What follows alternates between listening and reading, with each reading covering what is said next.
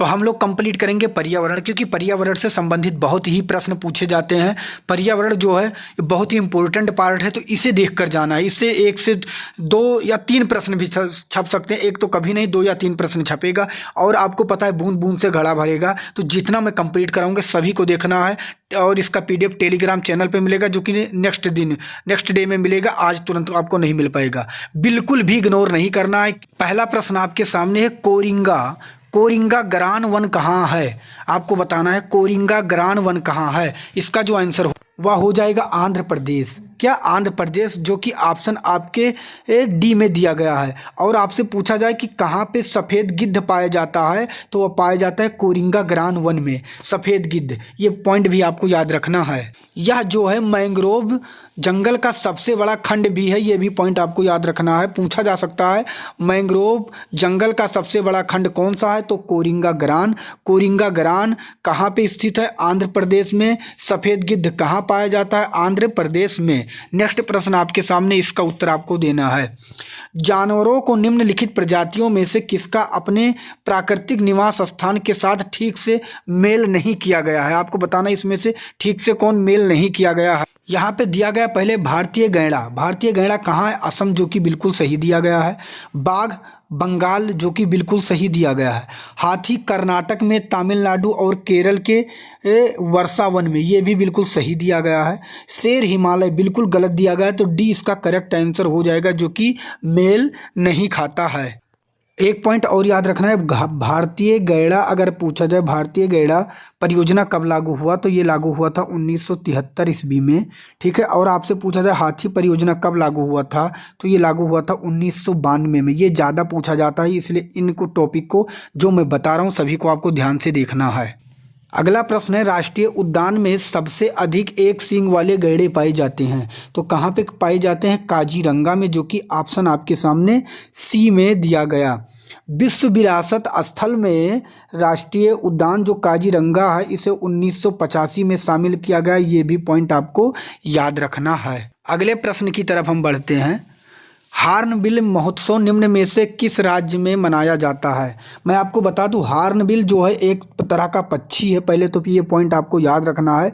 और हार्नबिल महोत्सव किस राज्य में मनाया जाता है, तो इसका करेक्ट आंसर हो जाएगा नागालैंड, जो कि ऑप्शन आपके सामने ए में दिया गया है। अगला प्रश्न आपके सामने, इसका उत्तर आपको देना है।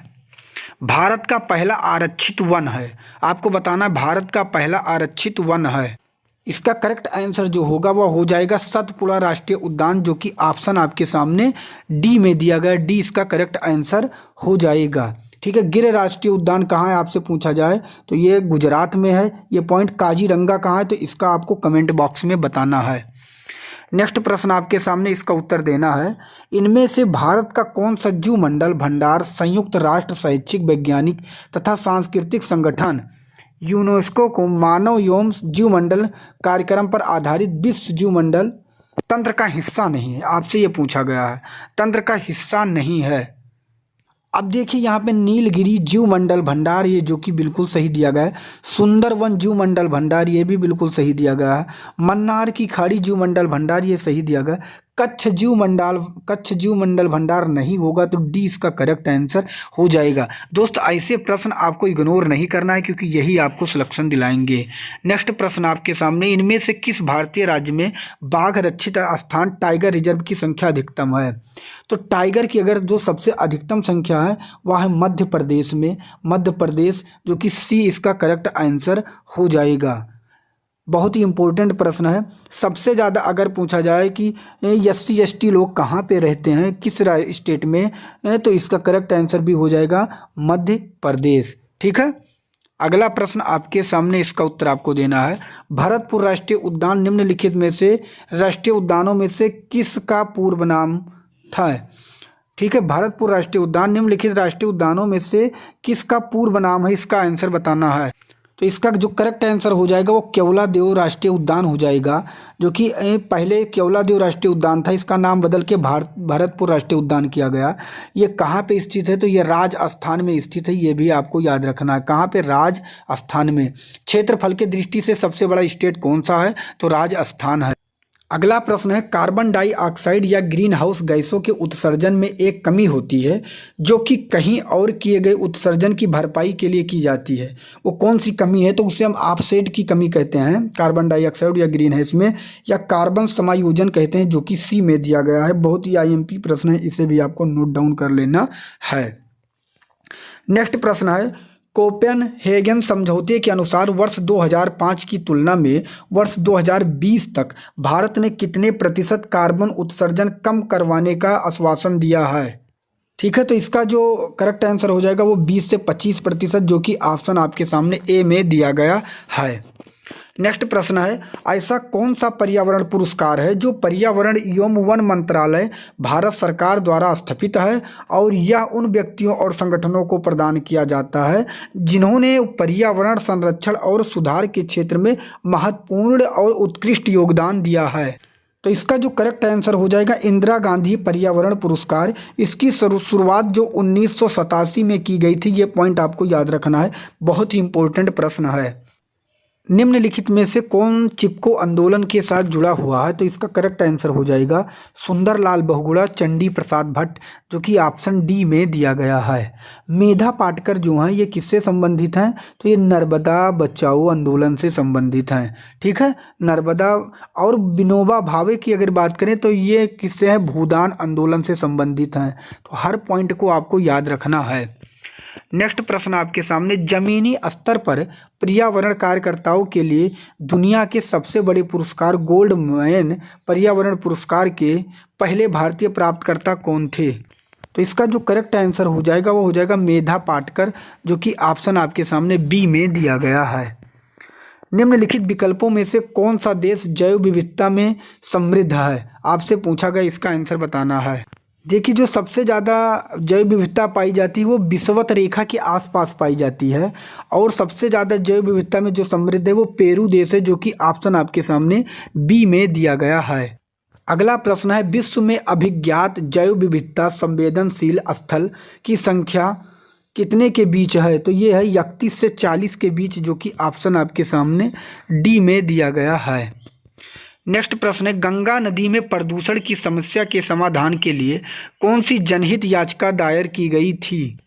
इसका जो करेक्ट आंसर हो जाएगा, बहुत ही इम्पोर्टेंट प्रश्न है, यमसी मेहता बनाम भारत संघ, जो कि ऑप्शन सी में दिया गया है। नेक्स्ट प्रश्न आपके सामने, वानिकी अनुसंधान के क्षेत्र में भारत का सबसे बड़ा सरकारी संगठन कौन सा है? आपको बताना इसका आंसर क्या होगा। तो हो जाएगा भारतीय वानिकी अनुसंधान एवं शिक्षा परिषद, जो कि ऑप्शन ए में दिया गया है। नेक्स्ट प्रश्न है, भारत में हाथी परियोजना कब शुरू किया गया? मैंने आपको बताया हाथी परियोजना 1992 में शुरू किया गया, जो कि ऑप्शन सी में दिया गया है। नेक्स्ट प्रश्न है, विश्व वन जीवन निधि WWF का मुख्यालय कहाँ है? आपसे पूछा गया है। इसकी स्थापना की बात करें तो इसकी स्थापना 1961 में की गई थी, और इसका मुख्यालय की बात करें तो मुख्यालय इसका ग्लैंड में है, जो कि डी में दिया गया। डी इसका करेक्ट आंसर हो जाएगा। नेक्स्ट प्रश्न, किस वर्ष भारतीय वन सेवा की स्थापना हुई? किस वर्ष भारतीय वन सेवा की स्थापना हुई? इसका जो करेक्ट आंसर हो जाएगा 1966, जो कि ऑप्शन नंबर डी में दिया गया है। अगला प्रश्न है, किस अभयारण्य को वेम्बनाड पक्षी अभयारण्य के नाम से भी जाना जाता है? तो इसका करेक्ट आंसर हो जाएगा आपका, पहले आप ये बताइए वेम्बनाड, इसको बताने से पहले आंसर ये बताइए वेम्बनाड पक्षी अभयारण्य कहाँ है? तो ये है केरल में। पहले तो ये पॉइंट आपको याद रखना है, कहाँ पे है? केरल में है। इसका जो करेक्ट आंसर हो जाएगा कुमारकोम पक्षी अभयारण्य, जो कि ऑप्शन ए में दिया गया है। अगला प्रश्न है, हर राज्य का सर्वोच्च रैंकिंग भारतीय वन सेवा IFS अधिकारी कौन होता है? आपको बताना इसका आंसर क्या होगा। तो इसका जो करेक्ट आंसर होगा, इसकी जो परीक्षा होती है वो UPSC के माध्यम से आते हैं, वन सेवा प्रमुख, जो कि ऑप्शन नंबर ए में दिया गया है।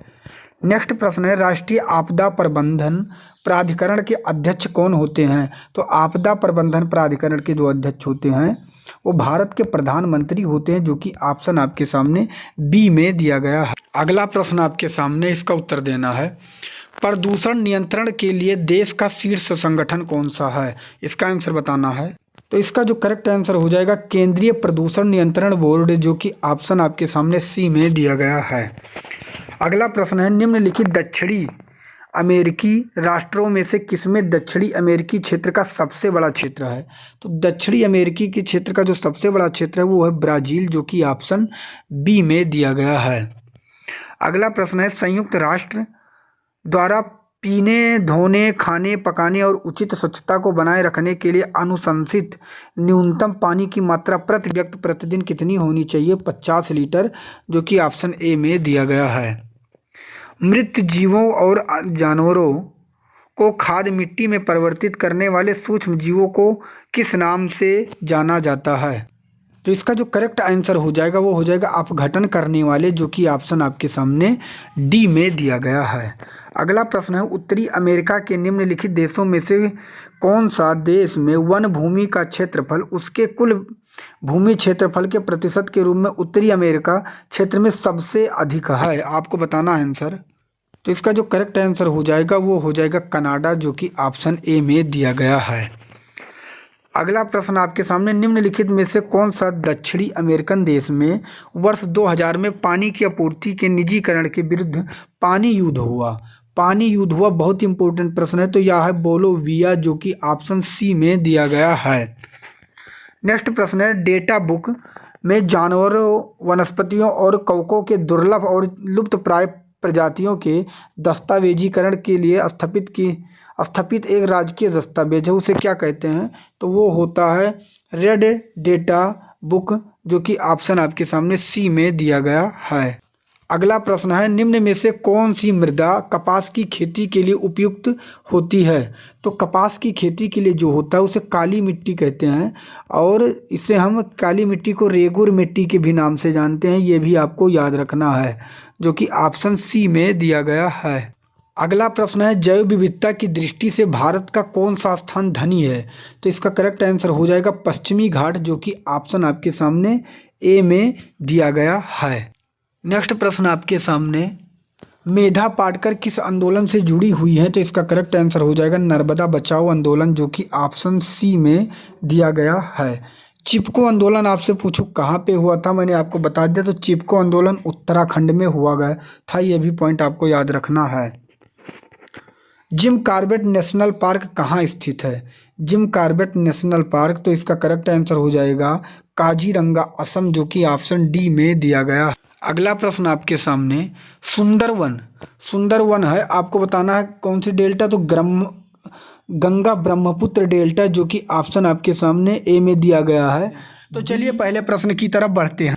पहला प्रश्न आपके सामने है, निम्नलिखित को शीर्ष से तल तक उनके पदानुक्रम के अनुसार लिखें। पहला पुलिस उपाधीक्षक, अपर पुलिस अधीक्षक और पुलिस उप महानिरीक्षक। तो इसमें आपको बताना है कि सबसे पहले आपको किस क्रम में रखना पड़ेगा।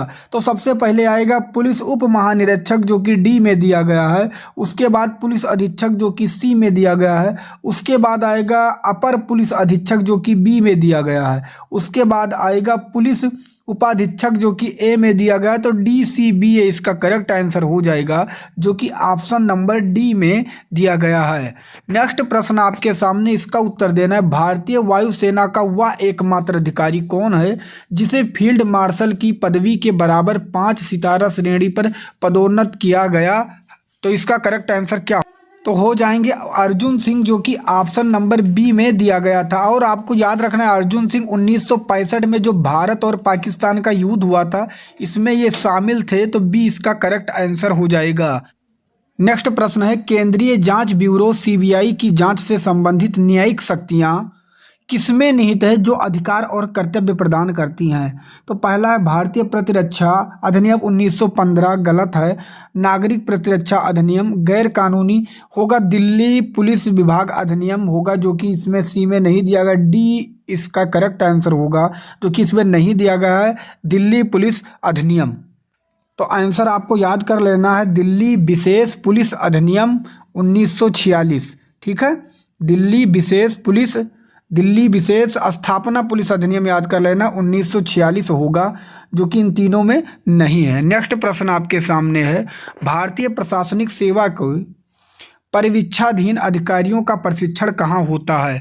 आपको बताना इन चारों में। इसका करेक्ट आंसर जो हो जाएगा लाल बहादुर शास्त्री राष्ट्रीय प्रशासन अकादमी मसूरी, जो कि ऑप्शन नंबर डी में दिया गया है। नेक्स्ट प्रश्न है, भारत के अग्रणी तहकीकात संबंधी पुलिस संस्था कौन सी है? इसका आंसर आपको बताना है। तो तहकीकात संबंधी पुलिस जो है वो है केंद्रीय जांच ब्यूरो, जिसे हम सीबीआई का नाम देते हैं। तो सी इसका करेक्ट आंसर हो जाएगा। नेक्स्ट प्रश्न आपके सामने है, इनमें से कौन सा केंद्रीय जांच ब्यूरो सीबीआई के बारे में सही नहीं है? सीबीआई के बारे में सही नहीं है। तो पहला दिया गया यह केंद्रीय सरकार की प्रमुख जांच एजेंसी है, जो कि बिल्कुल सही है। इसमें 3 विभाग हैं, भ्रष्टाचार विरोधी विभाग, विशेष अपराध विभाग, आर्थिक अपराध विभाग, ये भी बिल्कुल सही है। तीसरा, यह सर्वोच्च न्यायालय के मार्गदर्शन के तहत एक स्वायत्त निकाय के रूप में कार्य करता है, जो कि बिल्कुल गलत है। सर्वोच्च न्यायालय वाला बिल्कुल गलत है। अगला है, इसे कार्मिक पेंशन और शिकायत मंत्रालय के अधीन रखा गया है, ये भी बिल्कुल करेक्ट आंसर है। तो इसमें सी जो दिया गया है सी नहीं है, तो इसका सी करेक्ट आंसर हो जाएगा। अगला प्रश्न आपके सामने, इसका उत्तर देना। केंद्रीय जांच ब्यूरो सीबीआई के संस्थापक निदेशक कौन थे? इसका जो करेक्ट आंसर हो जाएगा डीपी कोहली, जो कि ऑप्शन नंबर सी में दिया गया। सी इसका करेक्ट आंसर होगा। अगला प्रश्न आपके सामने है, नौकरशाही प्रणाली के अंतर्गत काम करने वाले लोगों की वो युक्तियां और सिफारिशें हैं जो फाइलों में लिखी होती हैं और जिनकी वजह से सरकारी गतिविधियां सक्रिय होती हैं, उन्हें क्या कहा जाता है? तो उन्हें कहा जाता है ज्ञापन, जो कि ऑप्शन नंबर सी में दिया गया है। सी इसका करेक्ट आंसर हो जाएगा।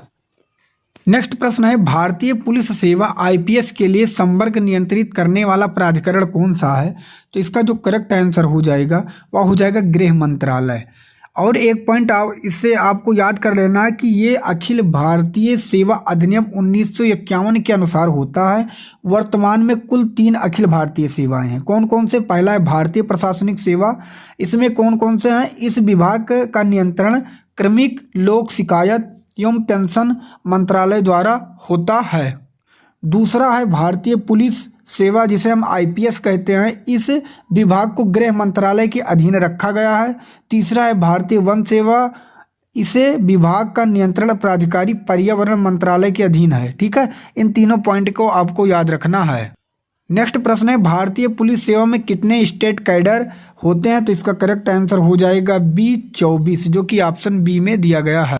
अगला प्रश्न है, विश्व का सबसे बड़ा औद्योगिक सुरक्षा बल दिए गए विकल्पों में से कौन सा है? देखिए यहाँ पे औद्योगिक सुरक्षा कहा गया है, इसलिए यहाँ पे गलती नहीं करना है। औद्योगिक जो हो जाएगा तो वो हो जाएगा CISF केंद्रीय औद्योगिक सुरक्षा बल, जो कि ऑप्शन ए में दिया गया है। नेक्स्ट प्रश्न है, भारत की आज़ादी के बाद सिविल सेवा के पहले प्रमुख कौन थे? तो इसका जो करेक्ट आंसर हो जाएगा वो हो जाएगा NR पिल्ले, जो कि ऑप्शन नंबर सी में दिया गया है। नेक्स्ट प्रश्न आपके सामने है, इसका उत्तर देना है। भारतीय अपराध जांच विभाग, जिसे हम CID भी कहते हैं, तो CID का जनक किसे माना जाता है? तो इसका करेक्ट आंसर हो जाएगा राय बहादुर पंडित शंभुनाथ को, जो कि ऑप्शन नंबर बी में दिया गया है। अगला प्रश्न आपके सामने है, उत्तर प्रदेश पुलिस का मुख्यालय कहाँ स्थित है? तो देखिए वर्तमान में उत्तर प्रदेश का जो पुलिस का मुख्यालय स्थित है वो स्थित है लखनऊ में। ठीक है, कहाँ पे है? लखनऊ में है। लेकिन आपसे पूछा जाए उत्तर प्रदेश पुलिस का पुराना मुख्यालय लखनऊ से पहले कहाँ था, तो प्रयागराज में, जो कि ऑप्शन बी में दिया गया है। लेकिन नया मुख्यालय बन गया है वो। अब अगर आपसे प्रश्न बनेगा तो आपको याद रखना है लखनऊ में। अगला प्रश्न है, उत्तर प्रदेश पुलिस के चिन्ह में कौन सा जानवर का चित्र है? तो इसका करेक्ट आंसर हो जाएगा मछली, जो कि ऑप्शन नंबर ए में दिया गया है। नेक्स्ट प्रश्न है, निम्नलिखित में से कौन सा यूपी पुलिस विभाग की चयन प्रक्रिया के चरणों में से एक नहीं है? तो शारीरिक परीक्षण भी होता है, आयु पात्रता भी होती है, शैक्षिक योग्यता भी है, लेकिन भाषा परीक्षण यहाँ नहीं किया जाता है। तो डी इसका करेक्ट आंसर हो जाएगा। अगला प्रश्न है, उत्तर प्रदेश पुलिस के आधिकारिक ध्वज में 2 रंग होते हैं, लाल और, तो लाल के बाद एक नीला होता है, जो कि ऑप्शन बी में दिया गया। बी इसका करेक्ट आंसर हो जाएगा। नेक्स्ट प्रश्न है, उत्तर प्रदेश पुलिस भर्ती एवं प्रोन्नति बोर्ड द्वारा कांस्टेबल सिविल पुलिस की नियुक्ति में शारीरिक क्षमता परीक्षा में पुरुष अभ्यर्थियों को दौड़ने की ज़रूरत होती है। तो हमें पता है 25 मिनट में 4800 मीटर, जिसे हम 4.8 किलोमीटर भी कह सकते हैं, जो कि ऑप्शन नंबर ए में दिया गया, ये इसका करेक्ट आंसर हो जाएगा। नेक्स्ट प्रश्न है, सरदार वल्लभ भाई पटेल राष्ट्रीय पुलिस अकादमी कहाँ पे स्थित है, इसका आंसर आपको बताना है। तो इसका करेक्ट आंसर हो जाएगा हैदराबाद। इसकी स्थापना 15 सितंबर 1948 में किया गया था, ये भी पॉइंट आपको याद रखना है। नेक्स्ट प्रश्न है, किस साल में भारतीय इंपीरियल पुलिस को भारतीय पुलिस सेवा IPS के द्वारा बदल दिया गया था? बहुत ही इंपॉर्टेंट। तो इसका जो करेक्ट आंसर हो जाएगा सन 1948 ईस्वी में, जो कि ऑप्शन नंबर सी में दिया गया है। अगला प्रश्न है, भारतीय पुलिस सेवा IPS के लिए नियंत्रण प्राधिकारी होते हैं। भारतीय पुलिस सेवा IPS के लिए नियंत्रण प्राधिकारी होते हैं, तो कौन आपको बताना है। इसका करेक्ट आंसर हो जाएगा गृह मंत्रालय से, जो कि ऑप्शन नंबर ए में दिया गया है। क्योंकि मैंने आपसे बताया जो IPS होता है वो गृह मंत्रालय के अंतर्गत आता है, और जो IS होता है वो कार्मिक मंत्रालय के अंतर्गत आता है, ठीक है। और एक होता है IFS पर्यावरण के मंत्रालय के अंतर्गत आता है। ये सभी पॉइंट को याद रख लेना है, प्रश्न बन सकते हैं। नेक्स्ट प्रश्न है, भारत का पहला साइबर पुलिस स्टेशन स्थापित किया गया था? तो इसका करेक्ट आंसर हो जाएगा बंगलुरु में, जो कि ऑप्शन नंबर सी में दिया गया है। अगला प्रश्न है, पुलिस महानिरीक्षक की रैंक की अधिकारी के नेतृत्व में उत्तर प्रदेश को पुलिस जोनों में बांटा गया है। इन जोनों की संख्या कितनी है? इसका करेक्ट आंसर हो जाएगा 8, जो कि ऑप्शन नंबर बी में दिया गया है। अगला प्रश्न है, इनमें से कौन सी सेवा अखिल भारतीय सेवा मानी जाती है? अखिल भारतीय सेवा, तो मैंने आपसे बताया कि अखिल भारतीय सेवा के अंतर्गत 3 आते हैं, IS, IPS और IFS, ठीक है। तो अगर बात करें तो इसमें जो भारतीय वन सेवा IFS है, ये अखिल भारतीय सेवा के अंतर्गत मानी जाती है, जो कि ऑप्शन ए में दिया गया है। नेक्स्ट प्रश्न आपके सामने, भारत में लोकपाल और लोकायुक्त के पद निम्नलिखित में से किस पर आधारित हैं? तो बहुत ही इंपॉर्टेंट प्रश्न है। ये जो आधारित हैं वो स्कैंडिनेविया के ओम्बुड्समन पर आधारित हैं, ओम्बुड्समन पर आधारित हैं, जो कि ऑप्शन नंबर बी में दिया गया है। इसमें जो लोकपाल दिया गया है, लोकपाल का काम होता है भ्रष्टाचार की जांच करना।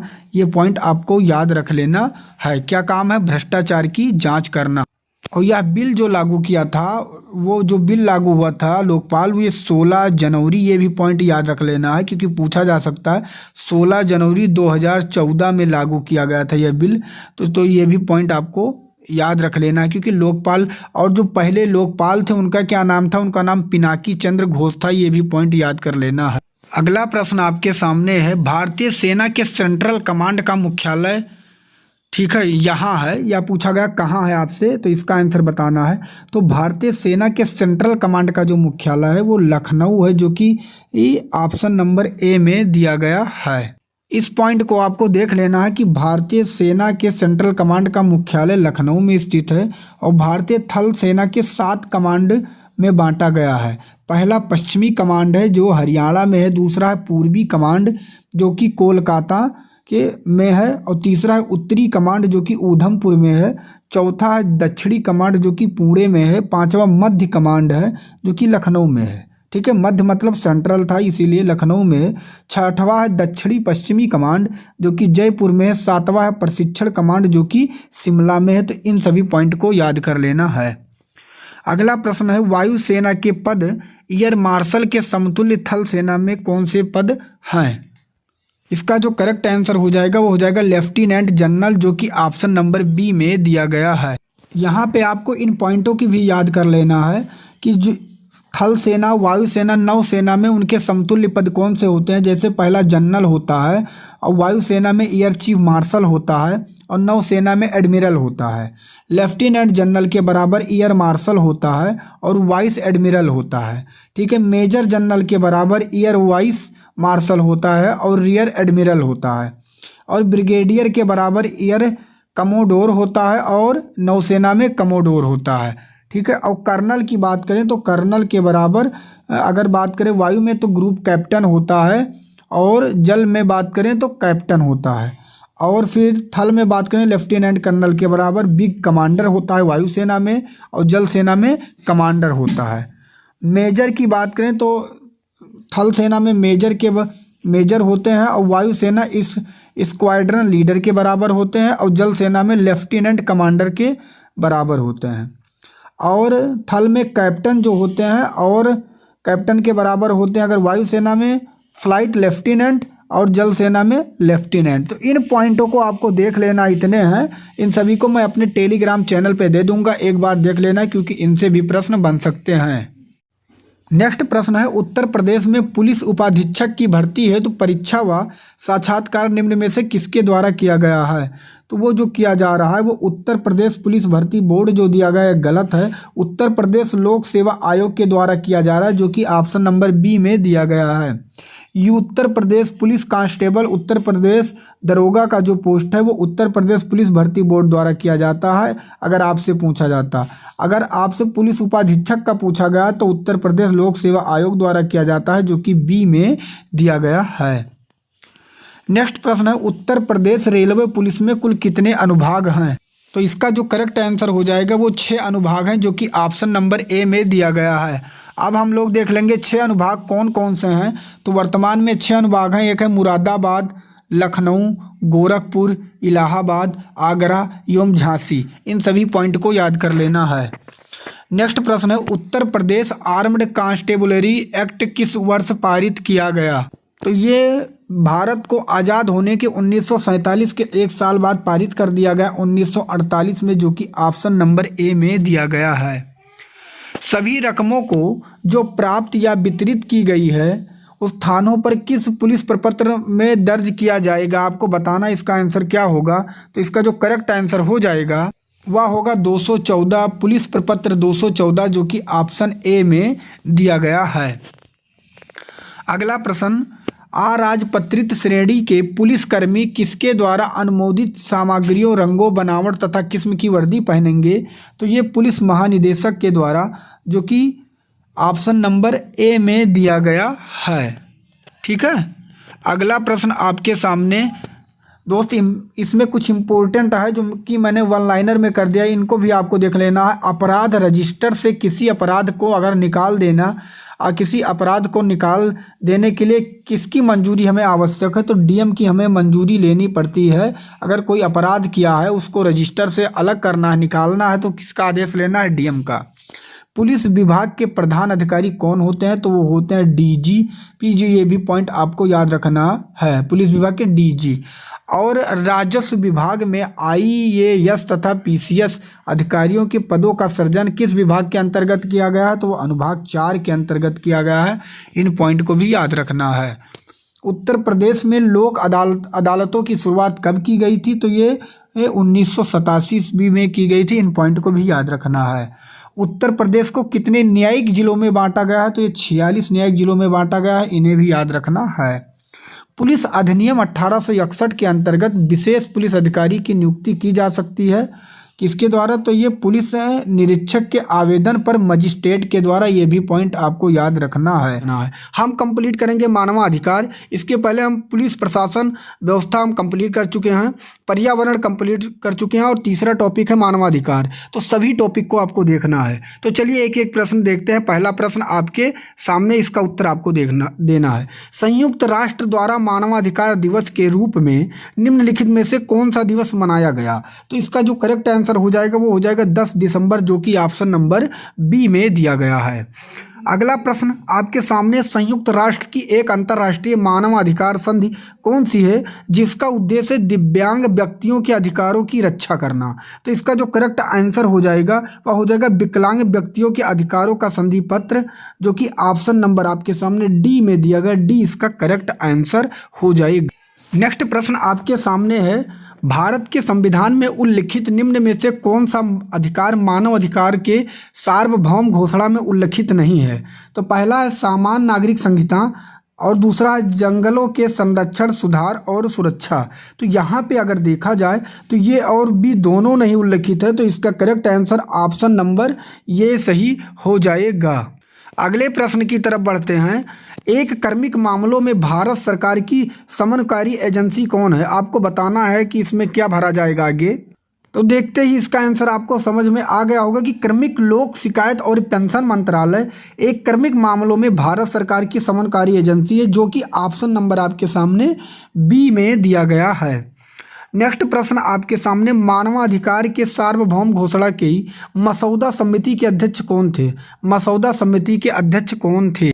इसका जो करेक्ट आंसर हो जाएगा वो हो जाएगा एलेनोर रोosवेल्ट, जो कि ऑप्शन नंबर आपके सामने बी में दिया गया। बी इसका करेक्ट आंसर हो जाएगा। अगले प्रश्न की तरफ बढ़ते हैं। नेक्स्ट प्रश्न आपके सामने, मानवाधिकार की सार्वभौमिक घोषणा में उल्लिखित मानवाधिकार के सिद्धांत भारतीय संविधान के किन अनुच्छेदों में निहित है? आपको बताना है।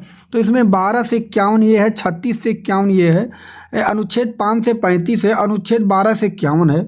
तो इनमें चारों के चारों ऑप्शन गलत दे दिए गए, ये कोई नहीं होगा, क्योंकि 12 से 35 होना चाहिए। 12 से 35 जो कि किसी भी ऑप्शन में नहीं है। आपको याद रखना है भारतीय संविधान के अगर जो अनुच्छेद में निहित है मानवाधिकार वो 12 से 35 में है। और अगर भाग की बात करें तो संविधान के भाग 3 में अनुच्छेद 12 से 35 से ये पॉइंट याद रखना है, जो कि ऑप्शन में नहीं दिया गया है। यहाँ पे हम की पॉइंट थोड़ा सा देखेंगे। जो समता का अधिकार है वो 14 से 18 में है, जो स्वतंत्रता का अधिकार है वो 19 से 22 में है, जो शोषण के विरुद्ध अधिकार है वो 23 से 24 में है, और जो धर्म के स्वतंत्रता का अधिकार है वो अनुच्छेद 25 से 28 के बीच में है। संस्कृत और शिक्षा संबंधी का अधिकार अनुच्छेद 29-30 के बीच है, और संविधानिक उपचारों का अधिकार अनुच्छेद 32 में है। तो इन सभी पॉइंट को याद रख लेना है। यहाँ पे एक नोट डाउन कर दिया गया। इन्हीं मूल अधिकारों को भारतीय संविधान में मानवाधिकार माना जा सकता है। अगला प्रश्न आपके सामने, मानव अधिकार के सार्वभौमिक घोषणा यूडीएचआर के अनुच्छेद, ठीक है, यूडीएचआर कहा जाता है, जो कि शॉर्टकट में, और वैसे तो आप अगर पूछा जा सकता है यूडीएचआर भी आपको पेपर में लिखा जा सकता है। ये आपको पॉइंट याद रख लेना। अगर यूडीएचआर नहीं लिखा गया तो मानवाधिकार भी लिखा जा सकता है, दोनों में कुछ भी लिखा जा सकता है। मानवाधिकार के सार्वभौमिक घोषणा के अनुच्छेद 4 में किसका विवरण प्रस्तुत किया गया है? इसका आंसर आपको बताना है। तो इसका करेक्ट आंसर हो जाएगा गुलामी से स्वतंत्रता का विवरण है, जो कि ऑप्शन ए में दिया गया है। इसका भी हम की पॉइंट देखेंगे, जो कि बहुत इंपॉर्टेंट है। अनुच्छेद 4 में गुलामी से स्वतंत्रता का वर्णन है, अनुच्छेद 16 में विवाह एवं परिवार के अधिकार का वर्णन है, अनुच्छेद 17 में निजी संपत्ति का अधिकार है, और अनुच्छेद 26 में शिक्षा का अधिकार है, ठीक है। और 10 दिसंबर को पूरे विश्व में मानवाधिकार दिवस मनाया जाता है। इस पॉइंट को भी याद रखना है आपको। अगले प्रश्न की तरफ बढ़ते हैं। राष्ट्रीय मानवाधिकार आयोग भारत में कब स्थापित हुआ? तो इसका जो करेक्ट आंसर हो जाएगा वो ऑप्शन नंबर सी हो जाएगा, 1993 में। नेक्स्ट प्रश्न की तरफ बढ़ते हैं। अगला प्रश्न है, वैश्विक स्तर पर मानव अधिकारों की घोषणा का वैधानिक स्वरूप है। आपको बताना का वैधानिक स्वरूप है, इसमें कौन सा? ऑप्शन ए से डी तक आपके सामने आंसर बताना कि कौन सा होगा। तो देखते ही आपको पता चल गया होगा कि जो वैधानिक स्वरूप है वो संयुक्त राष्ट्र सभा के सामान्य प्रस्ताव से है, जो कि ऑप्शन आपके सामने ए में दिया गया है। नेक्स्ट प्रश्न, राज्य मानवाधिकार आयोग का अध्यक्ष कौन होता है? तो आपको पता होना चाहिए राज्य मानवाधिकार आयोग का अध्यक्ष जो होता है, ऑप्शन ए में है सेवानिवृत्त सिविल सेवक, गलत है। राष्ट्रपति द्वारा मनोनीत, ये भी गलत है। और अगला ऑप्शन आपके सामने उच्च न्यायालय के सेवानिवृत्त मुख्य न्यायाधीश, जो कि ऑप्शन सी में दिया गया है। सी इसका करेक्ट आंसर हो जाएगा। अगला प्रश्न आपके सामने, मानवाधिकार के प्रथम सम्मेलन अंतर्राष्ट्रीय किस देश में आयोजित किया गया था? ठीक है, मानवाधिकार का प्रथम सम्मेलन जो अंतर्राष्ट्रीय सम्मेलन हुआ था वो किस देश में आयोजित किया गया था? तो इसका करेक्ट आंसर हो जाएगा तेहरान में, जो कि ऑप्शन बी में दिया गया है, जो कि ईरान की राजधानी है। नेक्स्ट प्रश्न आपके सामने, राष्ट्रीय मानवाधिकार आयोग का अध्यक्ष कौन होता है? तो राष्ट्रीय मानवाधिकार के अध्यक्ष जो होते हैं, आयोग के अध्यक्ष, वो होते हैं उच्चतम न्यायालय के पूर्व मुख्य न्यायाधीश, जो कि ऑप्शन ए में दिया गया। ये इसका करेक्ट आंसर हो जाएगा, ठीक है। और राज्य के स्तर के मानवाधिकार आयोग के अध्यक्ष जो होते हैं वो उच्च न्यायालय के पूर्व न्यायाधीश होते हैं। ये भी पॉइंट आपको याद रखना है। अगला प्रश्न जो कि बहुत इम्पोर्टेंट है, थाने में मानवाधिकार संरक्षण के लिए आप किस प्रकार कार्य करेंगे? थाने में मानवाधिकार संरक्षण के लिए आप किस प्रकार कार्य करेंगे? पहला ऑप्शन है उच्चतम न्यायालय के निर्णय DK बसु बनाम पश्चिम बंगाल के निर्देश का पालन करेंगे, यही इसका करेक्ट आंसर हो जाएगा। यदि मानवाधिकार की टीम आई तो उसका पूरा सहयोग करेंगे, ये नहीं हमें जो थाने में काम करना है वो उच्चतम न्यायालय के निर्णय DK बसु बनाम पश्चिम बंगाल का जो निर्देश हुआ था उसके आधार पर करना है, तो ये इसका करेक्ट आंसर हो जाएगा। देखिए आपसे यहाँ पे आपको याद रखना है, प्रत्येक वर्ष अंतर्राष्ट्रीय समुदाय, ठीक है, सभी अंतर्राष्ट्रीय समुदाय में 10 दिसंबर को विश्व मानवाधिकार दिवस मनाता है, ये पॉइंट याद रखना है। और यहाँ पे मानवाधिकार क्या है, अगर प्रश्न बन जाए और ऑप्शन आपके पास 4 हो जाए तो वहाँ याद रखना मानवाधिकार वैसे तो अधिकार है जो हमारे पास इसलिए है क्योंकि हम मनुष्य हैं, ठीक है, ये पॉइंट आपको याद रख लेना है। और आपसे ये भी पूछा जा सकता है, जो इम्पोर्टेंट मैं बता रहा हूँ उसे नोट कर लेना है, नरसंहार के अपराध की रोकथाम और सजा पर जो पहला सम्मेलन हुआ कब हुआ? 1948 में। नस्लीय भेदभाव के सभी रूपों के उन्मूलन पर जो पहला कन्वेंशन हुआ, ठीक है, वो कन्वेंशन हुआ कब हुआ? 1965 में। महिलाओं के विरुद्ध सभी प्रकार के भेदभाव के उन्मूलन पर अभिसमय कब हुआ? 1979 पर। ठीक है, अत्याचार और अन्य क्रूर, अमानवीय व अपमानजनक व्यवहार या सजा के खिलाफ कन्वेंशन कब हुआ? 1984 में। ठीक है, बाल अधिकारों पर कन्वेंशन कब हुआ? 1989 पे। आगे सभी प्रवासी श्रमिकों और उनके परिवारों के समुदाय के अधिकारों के संरक्षण पर अंतर्राष्ट्रीय सम्मेलन कब हुआ? 1999 पर। जबरन अगवा करने से सभी व्यक्तियों की सुरक्षा के लिए अंतर्राष्ट्रीय सम्मेलन वर्ष 2006 में। इन सभी पॉइंट को याद कर लेना है, ये कब हुआ? वर्ष 2006 में। आपसे सीधा सीधा दिया जा सकता है कि मानवाधिकार में विकलांग व्यक्तियों के अधिकारों पे कन्वेंशन कब हुआ? ऑप्शन दे दिया जाएगा 6, 7, 8, तो आपको तैयार होना चाहिए। ठीक है, तो विकलांग व्यक्तियों के अधिकारों पे जो कन्वेंशन हुआ कब हुआ? 2006 में। वर्ष 2011 में संयुक्त राष्ट्र मानवाधिकार परिषद ने व्यापार और मानवाधिकार पर मार्गदर्शक सिद्धांतों को पारित किया। कब? 2011 में। इस पॉइंट को भी आपको याद कर लेना है। यहाँ पे थोड़ा सा और आपके सामने भारतीय कानूनों में शामिल मानवाधिकार, ठीक है, तो यहाँ कौन कौन से हैं? भारतीय संविधान में मानवाधिकार के कई प्रावधानों को शामिल किया गया है। पहले तो आपको पता होना चाहिए मौलिक अधिकारों का भाग जो 3 है, अनुच्छेद 14 से 32 तक, 14 से 32 तक, ठीक है, और सभी क्या हैं? मौलिक जो अधिकार है ये मानवाधिकार की श्रेणी में आते हैं। जैसे यहाँ देखेंगे संविधान के अनुच्छेद 14 से 18 तक भारत के प्रत्येक नागरिक को समानता का अधिकार की गारंटी देते हैं। ठीक है, मानवाधिकार में भी ये बात कही गई है। अनुच्छेद 19 भाषण और अभिव्यक्ति की स्वतंत्रता से संबंधित है, और अनुच्छेद 21 जो है जीवन एवं स्वतंत्रता के अधिकार प्रदान करता है। आपसे पूछा जा सकता है पेपर में कि अनुच्छेद 21 किससे संबंधित है, तो आपको पता होना चाहिए जीवन एवं स्वतंत्रता के अधिकार प्रदान करते हैं। ठीक है, तो ये इम्पोर्टेंट प्रश्न जो आपके लिए ये बिल्कुल रामबाण है, एक भी प्रश्न इग्नोर नहीं करना है। आपसे पूछ लिया जाए कि मानवाधिकार का जो मुख्यालय है, हेडक्वार्टर कहाँ पे है, तो ये पॉइंट आपको याद रखना है। स्विट्जरलैंड के, इंटरनेशनल की बात मैं कर रहा हूँ, इंटरनेशनल का, तो ये स्विट्जरलैंड के हेग शहर में है। अगर भारत में पूछा जाए कि नेशनल पे जो हेडक्वार्टर है वो कहाँ पे मानवाधिकार का है, तो वो कहाँ पे है? दिल्ली में है। ठीक है, अब अगर उत्तर प्रदेश में पूछा जाए कि उत्तर प्रदेश में मानवाधिकार का हेडक्वार्टर कहाँ पे है, तो वो लखनऊ में है। इन पॉइंट को भी आपको याद कर लेना है। ठीक है, अगर आपसे पूछ लिया जाए तो ऐसे प्रश्न भी पेपर में बन सकते हैं। आपसे पूछा जा सकता है कि मानव अधिकार का गठन किस अधिनियम के तहत किया गया, तो मानव अधिकार का जो गठन किया गया था, मानवाधिकार का वो 1993 अधिनियम के तहत किया गया था। इन सभी टॉपिक को जो मैं बता रहा हूँ नोट डाउन कर लेना है। एक प्रश्न बन सकता है कि मानवाधिकार के अध्यक्ष के अलावा, मानवाधिकार अध्यक्ष के अलावा कितने लोगों को मानवाधिकार, प्रश्न ध्यान से सुन लीजिएगा, मानवाधिकार अध्यक्ष के अलावा कितने लोगों को राष्ट्रपति, ठीक है, चुनता है, तो इसका करेक्ट आंसर हो जाएगा 5 लोग। किसको? मानवाधिकार अध्यक्ष के अलावा छोड़कर कितने लोगों को चुनता है, तो 5 लोगों को। ये भी प्रश्न बन सकता है, ये आपको याद कर लेना है।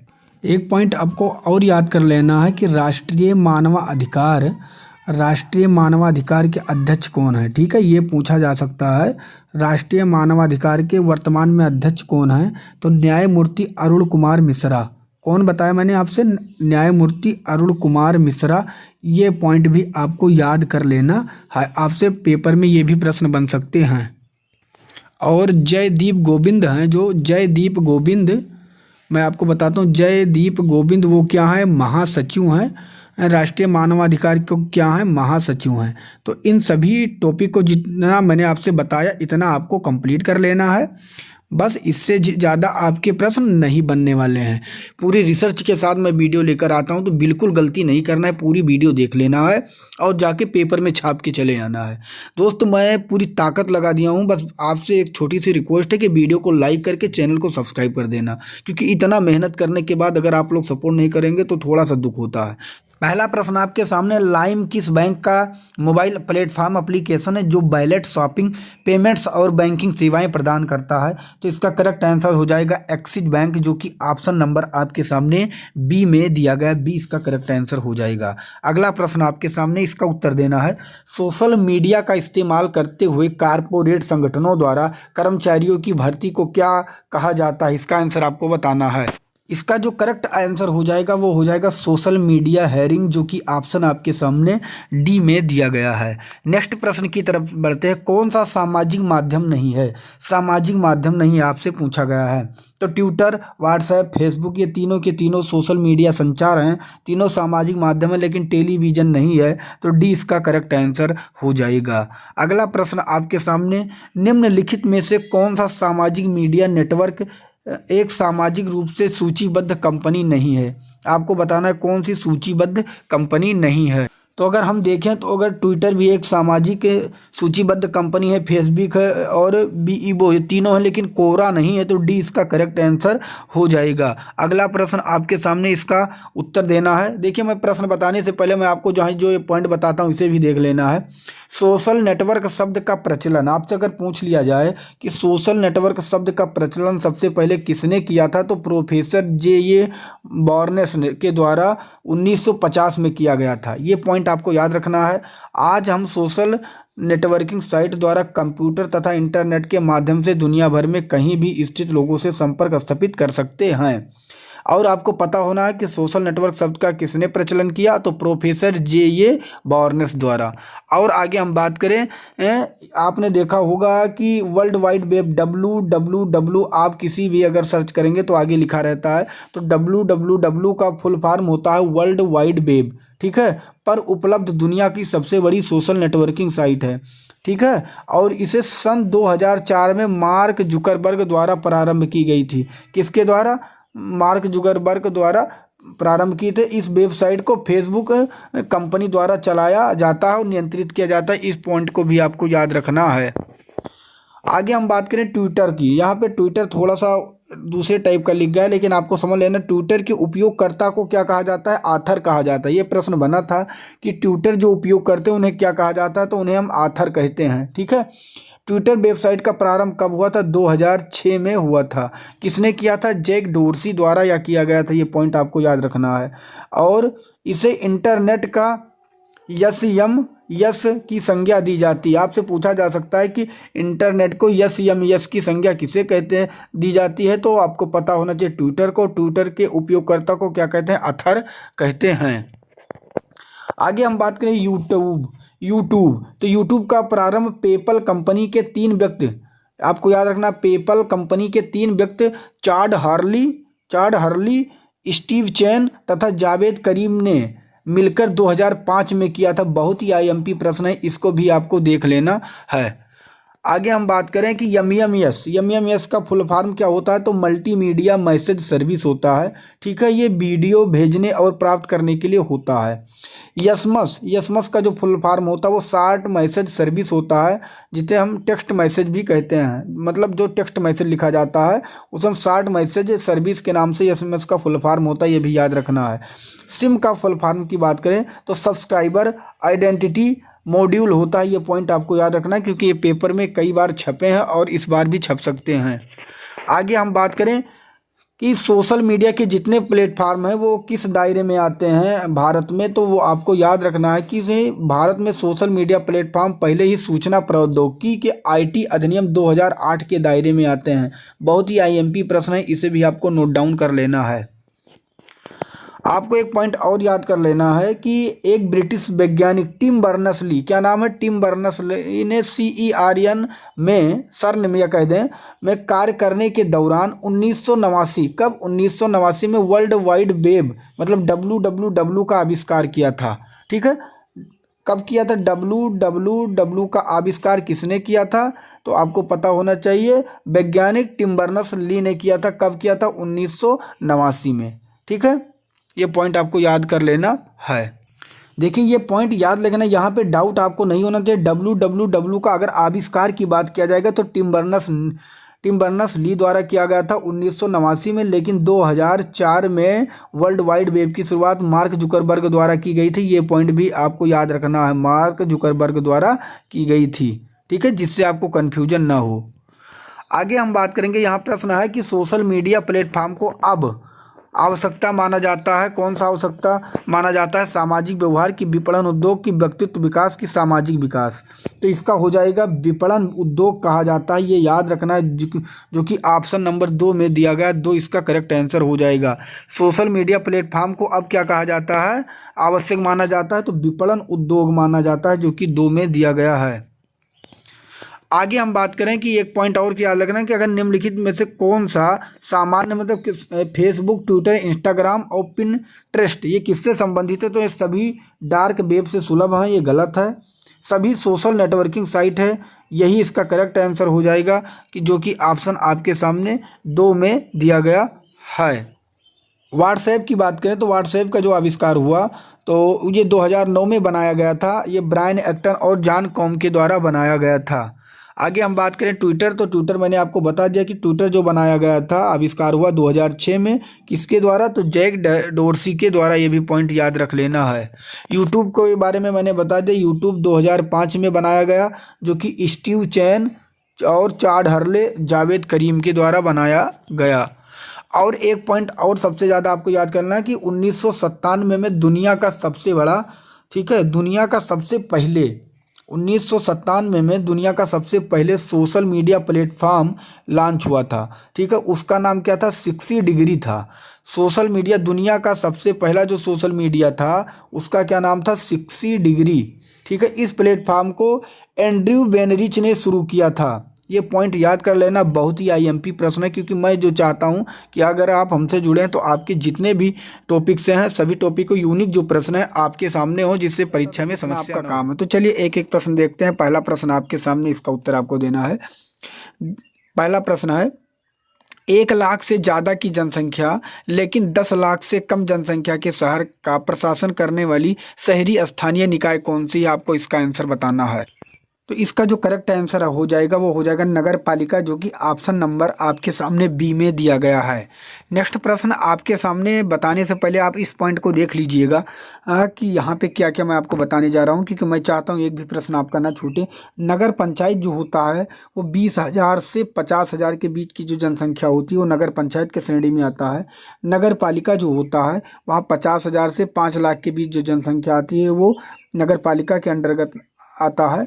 और नगर निगम जो होता है, जो 5 लाख के ऊपर होती है जनसंख्या, वो नगर निगम के अंतर्गत आती है। ये अनुच्छेद 243 के क्यू के अंतर्गत रखा गया है, ये भी आपको याद रखना है। नेक्स्ट प्रश्न आपके सामने, इसका उत्तर देना है। 2001 की जनगणना के अनुसार भाषाओं को उस अवरोहण क्रम में लगाएं जो भारत में पहली भाषा के रूप में बोली जाती है। इसका जो करेक्ट आंसर होगा दोस्त वो सबसे पहले बोली जाती है बंगाली। देखिए इन तीनों में बात किया गया है, अगर वैसे भारत में कहा जाए तो सबसे ज़्यादा जो बोली जाती है वो हिंदी बोली जाती है, लेकिन ये नहीं है। इसलिए पहली जो बोली जाती है बांग्ला, उसके बाद तमिल, उसके बाद कन्नड़। तो PQR इसका करेक्ट आंसर होगा, जो कि ऑप्शन नंबर बी में दिया गया है। इस पॉइंट को आपको ध्यान रख लेना है कि सबसे ज़्यादा बोली जाने वाली भाषा क्या है, हिंदी। हिंदी के बाद क्या है, बांग्ला। बांग्ला के बाद क्या है, मराठी। मराठी के बाद क्या है, तेलुगु। तेलुगु के बाद तमिल, और तमिल के बाद गुजराती, और गुजराती के बाद कौन सी भाषा बोली जाती है, उर्दू। तो इन पॉइंट को आपको याद कर लेना है। नेक्स्ट प्रश्न आपके सामने, इसका उत्तर देना है। अनुसूचित जात और अनुसूचित जनजात भारत की आबादी के क्रमशः 2011 की जनगणना के अनुसार कितने प्रतिशत हैं आपको बताना है। तो इसका जो करेक्ट आंसर होगा, अगर हम अनुसूचित जाति की बात करें तो वो 16.6% है, और अनुसूचित जनजाति की बात करें तो वो 8.6% है, जो कि ऑप्शन नंबर बी में दिया गया 20 का करेक्ट आंसर हो जाएगा। अगला प्रश्न आपके सामने है, घोष वाक्य हमारी जनगणना हमारा भविष्य निम्नलिखित में से किस वर्ष में की गई जनगणना का घोष वाक्य था। तो इसका करेक्ट आंसर हो जाएगा 2011 का, जो कि ऑप्शन आपके सामने डी में दिया गया है। दोस्त, अगर आपको वीडियो अच्छी लग रही है तो वीडियो को लाइक कर दीजिए, और चैनल पर नए हैं तो चैनल को सब्सक्राइब कर दें, और वीडियो को शेयर जरूर कर दें, ये आपसे छोटी सी रिक्वेस्ट है। गरीबी रेखा से नीचे के लोगों का अनुपात द्वारा अनुमानित किया जाता है, इसका आंसर क्या होगा आपको बताना है। तो इसका जो करेक्ट आंसर हो जाएगा, वो लोगों की संख्या के अनुपात से अनुमानित किया जाता है, जो कि बी में दिया गया है, बी इसका करेक्ट आंसर हो जाएगा। नेक्स्ट प्रश्न की तरफ बढ़ते हैं, इसका उत्तर देना। 2001 से 2011 में किस राज्य ने नकारात्मक जनसंख्या वृद्धि दर्ज की। नकारात्मक जनसंख्या वृद्धि दर्ज की है, इसका आंसर आपको बताना है। तो इसका करेक्ट आंसर हो जाएगा नागालैंड, जो कि ऑप्शन नंबर सी में दिया गया है। अगला प्रश्न बताने से पहले आपको बता दूं कि कहाँ पे कितनी जनसंख्या वृद्धि हुई। तो अगर हम देखें यहाँ पे दोस्तों, दादर नागर हवेली में 55.90% जनसंख्या की वृद्धि हुई। उसके बाद दमन और दीव में 53.8% की जनसंख्या की वृद्धि हुई। पुडुचेरी में 28.1%। मेघालय जो है वहाँ 27.9% की, और अरुणाचल प्रदेश में अगर बात करें तो 26% की वृद्धि हुई। लेकिन अगर हम नागालैंड की जनसंख्या की बात करें तो वहाँ नकारात्मक आ गई, -0.6%। जितने लोग थे उसमें से भी कम हो गए। तो यहाँ पे जो दिया गया अरुणाचल प्रदेश इसका करेक्ट आंसर होगा, वहाँ नकारात्मक वृद्धि हुई थी। नेक्स्ट प्रश्न है, 2011 की जनगणना के अनुसार भारत में सबसे ज़्यादा आबादी वाला राज्य कौन सा है। देखिए, सबसे ज़्यादा आबादी वाला राज्य आपसे पूछा गया तो हो जाएगा उत्तर प्रदेश, जो कि ऑप्शन आपके सामने डी में दिया गया है। मैं आपको बता दूं, इसमें आपको याद रखना है सबसे ज़्यादा आबादी वाला जो है उत्तर प्रदेश, उसके बाद महाराष्ट्र है, उसके बाद बिहार है, उसके बाद पश्चिम बंगाल है, उसके बाद मध्य प्रदेश है। क्योंकि अगर आपसे क्रम में जोड़ने को अगर पूछा गया तो इसलिए इस पॉइंट को याद रख लेना है। एशिया में तीसरा सबसे बड़ा अधिक आबादी वाला देश कौन सा है। तो एशिया का सबसे अधिक आबादी वाला तीसरा, देखिए सबसे ज़्यादा जो पहला है वो है चीन है, दूसरा है वो है भारत है, और तीसरा जो है वो है इंडोनेशिया है। क्या है? इंडोनेशिया। तो डी इसका करेक्ट आंसर हो जाएगा। अगला प्रश्न है, दक्षिण अमेरिका में निम्न में से कौन सा देश सबसे अधिक आबादी वाला देश है। इसका जो करेक्ट आंसर हो जाएगा वो हो जाएगा ब्राज़ील, जो कि ऑप्शन नंबर आपके सामने बी में दिया गया है। अगला प्रश्न है, अफ्रीका महाद्वीप का सबसे अधिक आबादी वाला देश निम्नलिखित में से कौन सा है। तो सबसे अधिक आबादी वाला है नाइजीरिया, जो कि ऑप्शन आपके सामने बी में दिया गया है। अगला प्रश्न है, 2011 की जनगणना के अनुसार उत्तर प्रदेश के किस जिले में जनसंख्या सबसे ज़्यादा है।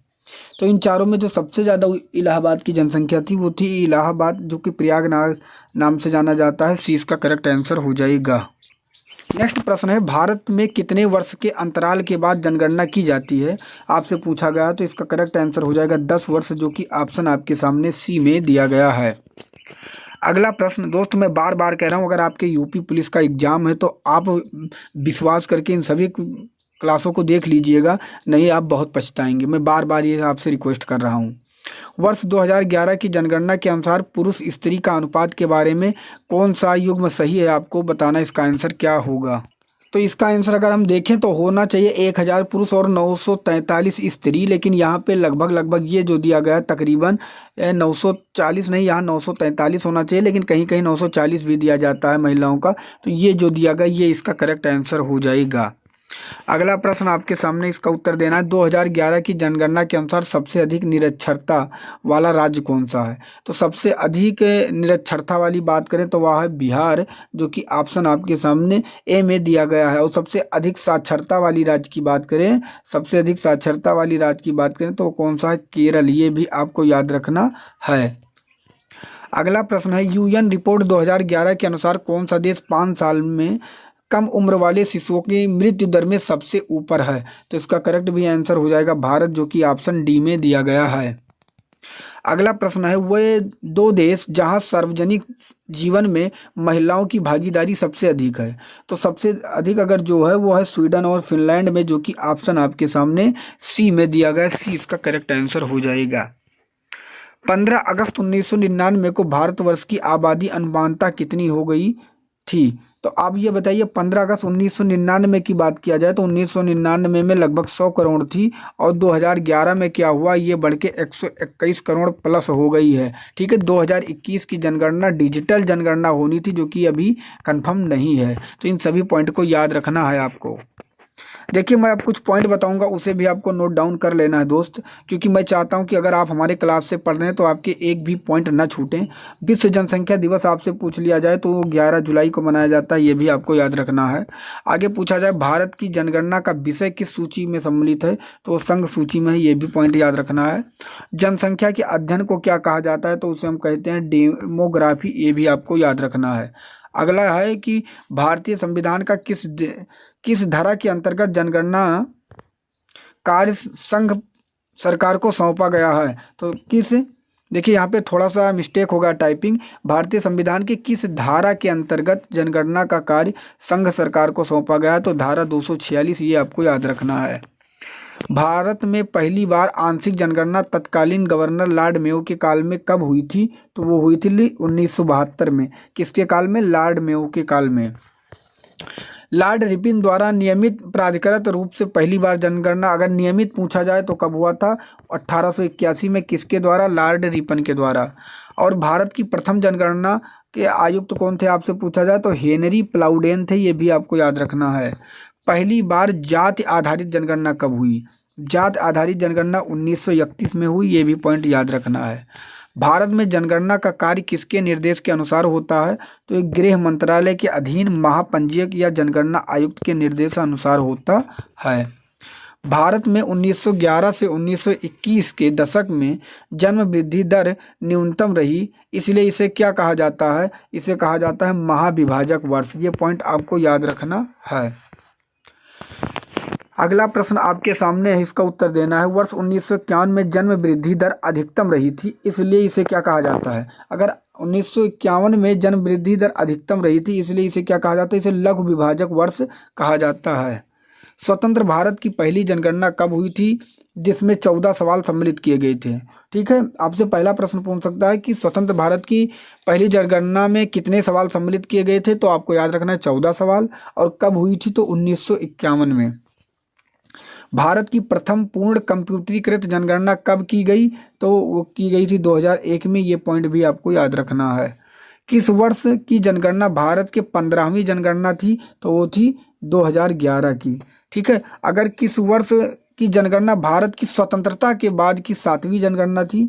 तो 2011 की जो जनगणना थी वो भारत आज़ाद होने के बाद ये 7वीं जनगणना थी। 2011 की जनगणना में कुल कितने सवाल सम्मिलित किए गए थे आपसे पूछा जाए तो 29 सवाल, ये भी आपको याद रखना है।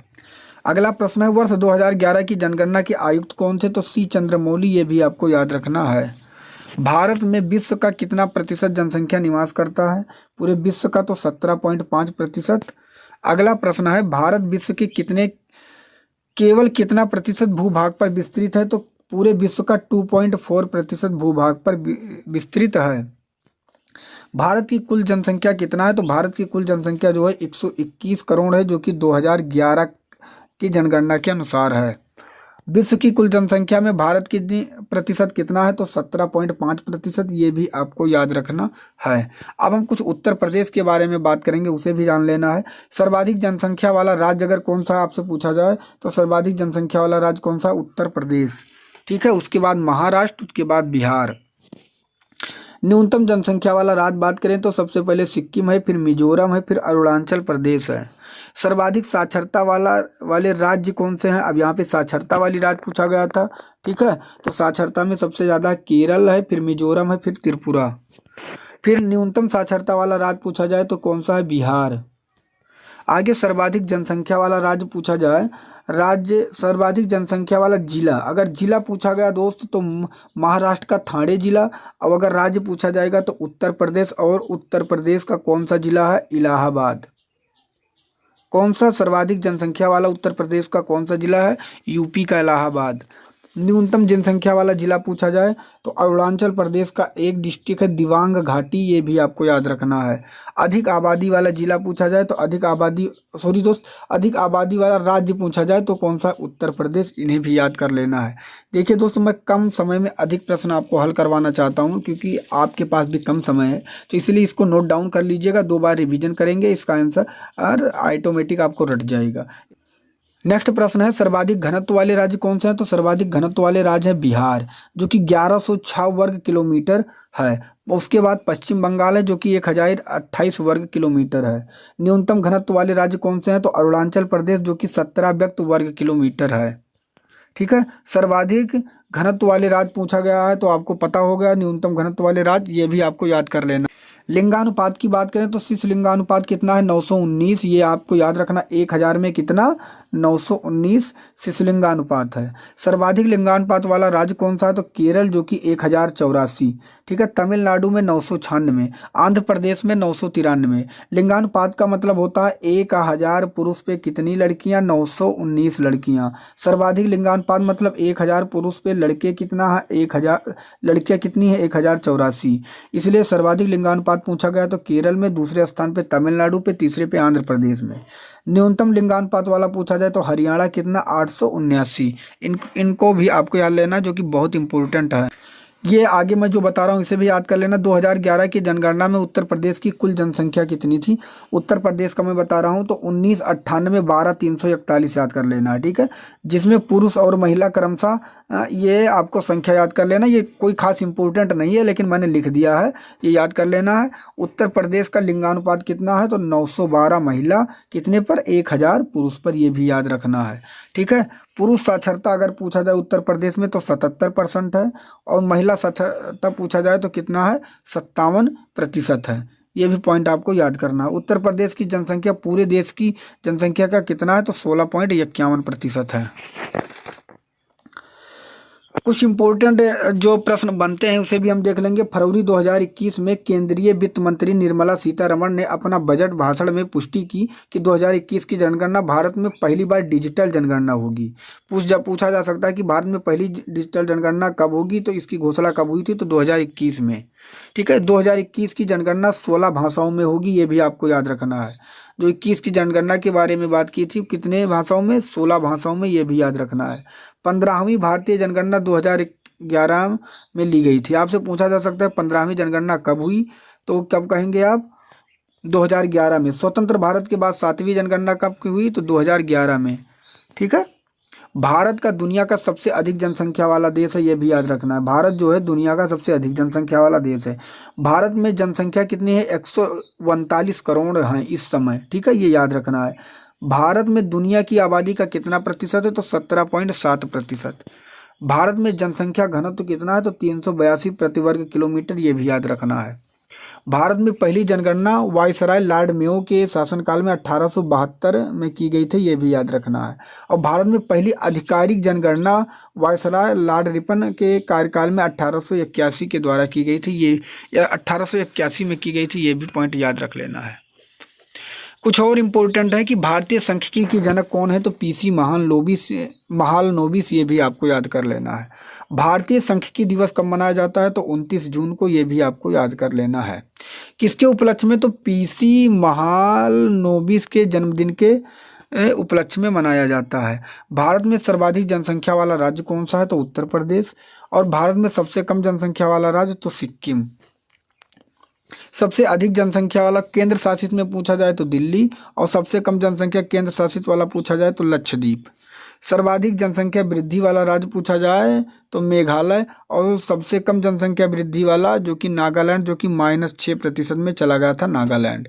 तो ये इंपॉर्टेंट टॉपिक थे जो आपके पेपर में छप सकते हैं। दोस्त, अगर चैनल पे नए हैं तो चैनल को अभी के अभी सब्सक्राइब कर देना है। वीडियो कंप्लीट करेंगे जन सूचना का अधिकार, जो कि सिलेबस में आपके है, और इससे लगभग 2 प्रश्न बन जा रहे हैं पेपर में, तो आपको हम लोग देखेंगे और हम वही प्रश्न देखेंगे जो पेपर में छपे हैं। ठीक है, तो पहला प्रश्न आपके सामने, सूचना का अधिकार अधिनियम के प्रावधानों के तहत भारत का कोई भी नागरिक जानकारी का अनुरोध कर सकता है, तो कहाँ से? लोक प्राधिकरण से, जो कि ऑप्शन ए में दिया गया है। नेक्स्ट प्रश्न आपके सामने है, सूचना का अधिकार आरटीआई, जिसे हम क्या कहते हैं, सूचना के अधिकार को आरटीआई अधिनियम के अंतर्गत सूचना प्राप्त करने की प्रक्रिया के संदर्भ में इनमें से कौन सा वक्तव्य सही है। पहला दिया गया है आपके सामने, सूचना प्राप्त करने के लिए आवेदन का कोई निर्धारित प्रारूप नहीं है, आवेदन सादे कागज पर किया जा सकता है, बिल्कुल सही है। दूसरा है, सूचना पाने के पीछे क्या कारण है, सूचना प्रार्थी को यह बताने की आवश्यकता नहीं है, ये भी बिल्कुल सही है। तो ये और बी दोनों सही है, जो कि ऑप्शन बी में दिया गया है। नेक्स्ट प्रश्न आपके सामने है, निम्नलिखित में से कौन सूचना का अधिकार अधिनियम के अंतर्गत सूचना प्राप्त नहीं कर सकता है। पहला है आपके सामने, भारत में निगमित कंपनी, दूसरा गैर सरकारी संगठन और तीसरा विदेशी। तो ये तीनों के तीनों सूचना प्राप्त नहीं कर सकते हैं, ए बी सी, जो कि ऑप्शन बी में दिया गया है। यहाँ पे आप देख सकते हैं कि सूचना का अधिकार अधिनियम भारत की संसद द्वारा पारित एक कानून है जो 12 अक्टूबर 2005 को लागू हुआ। यह कानून भारत के सभी नागरिकों को सरकारी फाइलें रिकॉर्ड्स में दर्ज सूचना को देखने और उसे प्राप्त करने का अधिकार देता है। जम्मू एवं कश्मीर को छोड़कर ये बिल्कुल गलत हो गया, अब जम्मू कश्मीर में भी लागू है, यह पूरे भारत में लागू है। भारत में निगमित कंपनी, गैर सरकारी संगठन और विदेशी व्यक्तियों पर यह अधिनियम लागू नहीं होता है। नेक्स्ट प्रश्न आपके सामने है, यदि किसी नागरिक को सूचना अधिकार अधिनियम के तहत अपील और दूसरी अपील के उपाय समाप्त हो गए हों तो वह संविधान के किस अनुच्छेद के तहत वह उच्चतम न्यायालय जा सकता है। तो इसका करेक्ट आंसर हो जाएगा ऑप्शन नंबर बी, अनुच्छेद 32 के तहत। अगला प्रश्न आपके सामने है, सूचना का अधिकार अधिनियम के तहत किसी लोक सूचना अधिकारी से सूचना न मिलने पर कितने दिनों के भीतर एक सूचना प्रार्थी प्रथम अपीलीय प्राधिकरण के पास अपनी अपील दर्ज करा सकता है। तो इसका करेक्ट आंसर हो जाएगा 30 दिन के अंदर, जो कि ऑप्शन आपके सामने ए में दिया गया है। नेक्स्ट प्रश्न आपके सामने है, सूचना अधिकार अधिनियम के तहत एक प्राधिकृत निकाय के रूप में किस की स्थापना की गई थी, उसका काम उन लोगों की शिकायतों के आधार पर कार्रवाई करना है जो किसी लोक सूचना अधिकारी के पास अपनी सूचना प्रार्थना जमा नहीं कर पाए हैं। तो वह जो हुआ था वह केंद्रीय सूचना आयोग की स्थापना, जो कि ऑप्शन डी में दिया गया। यहाँ पे आप देख सकते हैं कि केंद्रीय सूचना आयोग का गठन 12 अक्टूबर 2005 ईस्वी में सूचना अधिकार अधिनियम 2005 के अंतर्गत हुआ था।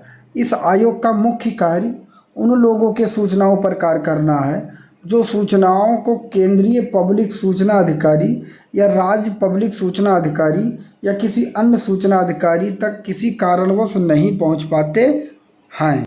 अगला प्रश्न आपके सामने, निम्न में से कौन सा निकाय सूचना का अधिकार के दायरे में आता है। पहला है स्वापक नियंत्रण ब्यूरो, जो कि आरटीआई के दायरे में आता है। दूसरा है प्रवर्तन निदेशालय, ये भी आरटीआई के दायरे में आता है। अनुसंधान विश्लेषण स्कंध, जिसे रा कहते हैं, ये नहीं आता है। तो इसका करेक्ट आंसर ये और बी होगा, जो कि ऑप्शन आपके सामने सी में दिया गया है। नेक्स्ट प्रश्न आपके सामने है, निम्नलिखित में से कौन सी सूचना उपयुक्त लोक सूचना अधिकारी से सूचना का अधिकार अधिनियम के तहत मांगी जा सकती है। पहला है आपके सामने, किसी भी परीक्षा संचालक निकाय, उदाहरण के रूप में IIM, UPSC या GIT इत्यादि से उत्तर पत्र की प्रतिलिपियाँ, ये बिल्कुल सही है। दूसरा है passport, driving licence, ration card, Aadhaar card, आवेदन की स्थिति इत्यादि, ये भी मांगा जा सकता है। तो ये और भी दोनों होगा, जो कि ऑप्शन आपके सामने डी में दिया गया है। नेक्स्ट प्रश्न आपके सामने है, सूचना का अधिकार अधिनियम के अनुसार यदि मांगी गई जानकारी एक व्यक्ति के जीवन और स्वतंत्रता से संबंधित है तो जन सूचना अधिकारी को कितने दिनों के भीतर अनिवार्य रूप से आरटीआई का जवाब देना होता है। तो इसका करेक्ट आंसर है 2 दिन के भीतर, जो कि ऑप्शन बी में दिया गया है। नेक्स्ट प्रश्न है, अगर लोक सूचना अधिकारी सूचना का अधिकार अधिनियम के तहत विनिर्दिष्ट अवधि के भीतर सूचना प्रार्थी को सूचना देने में असफल हों तो उसे क्या कहते हैं या क्या कहा जाता है? तो उसे कहते हैं मानित अस्वीकृति, जो कि ऑप्शन डी में दिया गया है। नेक्स्ट प्रश्न आपके सामने, यदि कोई सूचना का अधिकार राइट टू इन्फॉर्मेशन आवेदक जन सूचना अधिकारी के निर्णय से संतुष्ट नहीं है तो वह, पहला है पी में, आवेदक द्वारा जन सूचना अधिकारी के निर्णय की प्राप्ति की तारीख से 30 दिनों के भीतर पहली अपील दर्ज कर सकता है, जो कि बिल्कुल सही है। दूसरा है 60 दिनों के भीतर केंद्रीय जन सूचना अधिकारी को शिकायत दर्ज कर सकता है, ये भी सही है। तो पी और क्यू दोनों, जो कि ऑप्शन बी में दिया गया है। नेक्स्ट प्रश्न आपके सामने, सूचना का अधिकार आरटीआई अधिनियम 2005 के तहत लोक प्राधिकारियों के दायित्वों को किस धारा में वर्णित किया गया है? तो इसका करेक्ट आंसर हो जाएगा धारा 4 के 1 में, जो कि ऑप्शन बी में दिया गया है। नेक्स्ट प्रश्न आपके सामने, इसका उत्तर देना है, सूचना का अधिकार अधिनियम की कौन सी धारा केंद्रीय सूचना आयोग के साथ साथ राज्य सूचना आयोग को भी यह अधिकार देता है या देती है कि वह सरकारी प्राधिकरण लोक सूचना अधिकारी एवं प्रथम अपीलीय प्राधिकरण के विरुद्ध शिकायतों को भी जांच करे? इसका करेक्ट आंसर हो जाएगा धारा 18, जो कि ऑप्शन आपके सामने डी में दिया गया है। नेक्स्ट प्रश्न आपके सामने, निम्नलिखित में से कौन सी सूचना अधिकार अधिनियम के अंतर्गत उपयुक्त लोक सूचना अधिकारी से मांगी जा सकती है? पहला है कोई कॉलेज अथवा पाठ्यक्रम विश्वविद्यालय अनुदान आयोग के द्वारा अनुमोदित है या नहीं? बिल्कुल सही है, मांगी जा सकती है।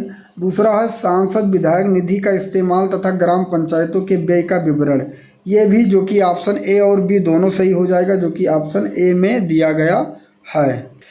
नेक्स्ट प्रश्न आपके सामने है, सूचना का अधिकार अधिनियम के प्रावधानों के मुताबिक प्रथम अपीलीय प्राधिकारी से संतोषजनक उत्तर न मिलने पर कितने दिनों के भीतर कोई व्यक्ति मुख्य सूचना आयुक्त के पास अपील दर्ज करा सकता है? तो इसका करेक्ट आंसर हो जाएगा 90 दिनों के भीतर, जो कि ऑप्शन ए में दिया गया है। नेक्स्ट प्रश्न आपके सामने, कोई भी लोक सूचना अधिकारी सूचना प्रार्थी को यह कहकर सूचना से वंचित नहीं रख सकता कि जो सूचना उसके अधीन रहनी चाहिए थी उसके दस्तावेज गायब हैं। इसे लोक अभिलेख अधिनियम 1993 के उल्लंघन माना जाएगा और इससे अधिकतम कितने साल की कारावास की सज़ा हो सकती है? तो इसका जो करेक्ट आंसर हो जाएगा वो अधिकतम 2 वर्ष की सज़ा हो सकती है, जो कि ए में दिया गया है। नेक्स्ट प्रश्न आपके सामने है, कौन सी जानकारी सूचना का अधिकार अधिनियम के तहत साझा नहीं किया जा सकता? पहला है बौद्धिक संपदा के बारे में जानकारी, बिल्कुल सही। दूसरा है विदेशी सरकारों से प्राप्त सूचना, बिल्कुल सही। तो ए और बी दोनों होगा, जो कि ऑप्शन सी में दिया गया है। नेक्स्ट प्रश्न आपके सामने, सूचना का अधिकार अधिनियम का मूल उद्देश्य सरकार के कार्य में बढ़ावा देना है, तो किस चीज़ के? पारदर्शिता, जवाबदेही। तो दोनों बिल्कुल सही है, पारदर्शिता और जवाबदेही बढ़ावा देना है, तो पी और क्यू दोनों हो जाएगा, जो कि ऑप्शन सी में दिया गया है। नेक्स्ट प्रश्न आपके सामने है, निम्न में से कौन सा सूचना का अधिकार अधिनियम 2005 के तहत सूचना की परिभाषा के अंतर्गत नहीं आता? तो परिपत्र, किसी भी इलेक्ट्रॉनिक रूप में रखी गई डेटा सामग्री और लॉन्ग पुस्तिका तीनों आता है, लेकिन फाइल टिप्पण नहीं आता, तो ये इसका करेक्ट आंसर हो जाएगा। अगला प्रश्न है, सूचना का अधिकार अधिनियम के अनुसार यदि तीसरे पक्ष के हित शामिल हैं तो कितने अनिवार्य दिनों के भीतर जन सूचना अधिकारी को आरटीआई का जवाब देना चाहिए? तो इसका करेक्ट आंसर हो जाएगा 10 दिन, जो कि ऑप्शन ए में दिया गया है। नेक्स्ट प्रश्न आपके सामने, सूचना का अधिकार 2005 लागू होता है संपूर्ण भारतवर्ष में जम्मू कश्मीर के अतिरिक्त कि संपूर्ण भारत में, कि जम्मू कश्मीर और पंजाब के अतिरिक्त संपूर्ण भारत में, कि उपरोक्त में से कोई नहीं? तो इसका करेक्ट आंसर हो जाएगा संपूर्ण भारतवर्ष में, जो कि ऑप्शन ए में दिया गया है। नेक्स्ट प्रश्न आपके सामने, सूचना अधिकार अधिनियम के अंतर्गत सूचना मांगने पर कितने समय में सूचना उपलब्ध कराना आवश्यक है? तो 30 दिन, जो कि ऑप्शन ए में दिया गया है। अगला प्रश्न आपके सामने है, सूचना का अधिकार अधिनियम 2005 का उद्देश्य क्या है? तो पहला, सूचना को पहुंच अधिक व प्रभावी हो। दूसरा है सूचना की पहुंच आसान हो, तीसरा है नागरिकों को सामान्य हित से जुड़े मानकों में सूचना प्राप्त हो। तो बिल्कुल सही है, तीनों सही है, तो उपयुक्त सभी इसका करेक्ट आंसर हो जाएगा। नेक्स्ट प्रश्न आपके सामने है, सूचना का अधिकार अधिनियम के उपबंधों के अधीन रहते हुए इनमें से किसे सूचना का अधिकार होगा? पीड़ित व्यक्ति, सरकारी कर्मचारी, सभी नागरिकों को कि गैर सरकारी कर्मचारी को? तो इसका करेक्ट आंसर हो जाएगा सभी नागरिकों को, जो कि ऑप्शन सी में दिया गया है। एक पॉइंट और आपको जान लेना है कि सर्वप्रथम चेन्नई में 17 अप्रैल 1996 में राज्य स्तर पर सूचना का अधिकार कानून बनाया गया है। ठीक है। नेक्स्ट प्रश्न है, मुख्य सूचना आयुक्त की पदावधि है पूरी होने तक, तो बताना है मुख्य सूचना आयुक्त की जो पदावधि होती है वह होती है 5 वर्ष, जो कि ऑप्शन ए में दिया गया है। और अधिकतम एज की बात करें तो एज जो होगा वह 65 वर्ष तक होगा। अगला प्रश्न आपके सामने, सूचना का अधिकार कब लागू हुआ? तो सूचना का अधिकार 12 अक्टूबर 2005 को लागू हुआ, जो कि ऑप्शन ए में दिया गया है। नेक्स्ट प्रश्न है, सूचना का अधिकार विधेयक निम्न में से किस राष्ट्रपति के शासनकाल में लागू हुआ? तो इसका करेक्ट आंसर हो जाएगा अब्दुल कलाम, जो कि ऑप्शन ए में दिया गया है। ये बार बार प्रश्न आ रहा है जो कि बहुत इंपॉर्टेंट है। सूचना अधिकार अधिनियम के अंतर्गत सूचना मांगने पर कितने समय में सूचना उपलब्ध कराना आवश्यक है? तो 30 दिन, जो कि ऑप्शन ए में दिया गया है। एक पॉइंट आपको और याद रखना है कि सूचना आयोग के जो वर्तमान अध्यक्ष हैं वो यशवर्धन कुमार सिन्हा हैं। ये भी पॉइंट याद रखना है। तो आशा करता हूँ ये क्लास आपको पसंद आया होगा। मिलूंगा नेक्स्ट वीडियो में, तब तक के लिए जय हिंद, जय।